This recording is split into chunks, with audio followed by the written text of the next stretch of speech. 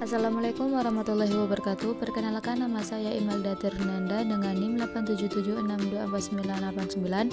Saya dari Pokjar Kota Agung. Kali ini saya akan mempraktikkan IPA di SD tentang makhluk hidup dan lingkungan. Makhluk hidup tidak dapat dipisahkan dari lingkungannya. Makhluk hidup dan lingkungan terdiri dari komponen, yaitu biotik dan abiotik. Komponen biotik adalah semua makhluk hidup seperti manusia, hewan, dan tumbuhan. Sedangkan komponen abiotik meliputi benda yang tak hidup seperti air, tanah, udara, dan cahaya mentari. Keduanya saling berinteraksi dan membentuk keseimbangan ekosistem. Pada tanaman kangkung, katak, dan cacing merupakan komponen biotik dalam satu ekosistem. Kangkung berperan sebagai produsen karena dapat membuat makanannya sendiri melalui fotosintesis. Sedangkan katak berperan sebagai konsumen yang memakan serangga atau hewan kecil lainnya. Dan cacing berperan sebagai penguraian yang membantu menguraikan sisa-sisa makhluk hidup dan unsur hara bagi tanah. Pada lumut, cacing, bakteri merupakan komponen biotik dalam ekosistem. Lumut berperan sebagai produsen, sedangkan cacing dan bakteri berperan sebagai penguraian yang membantu menjaga keseimbangan lingkungan.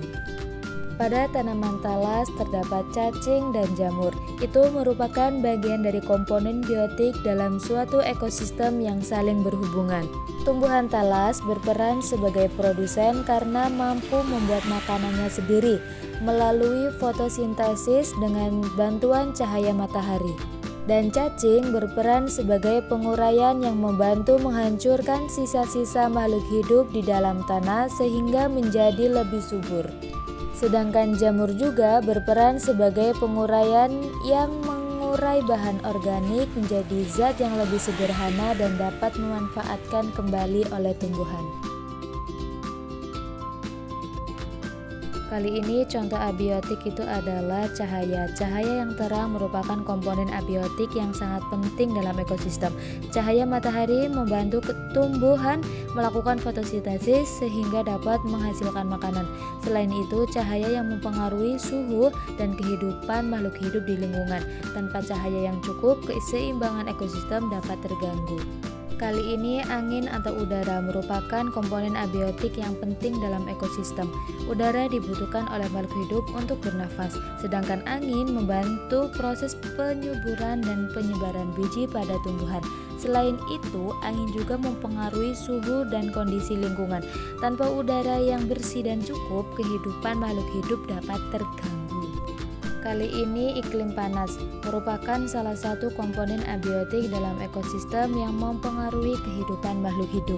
Suhu yang tinggi dapat mempengaruhi tumbuhan, aktivitas dan kemampuan makhluk hidup untuk bertahan.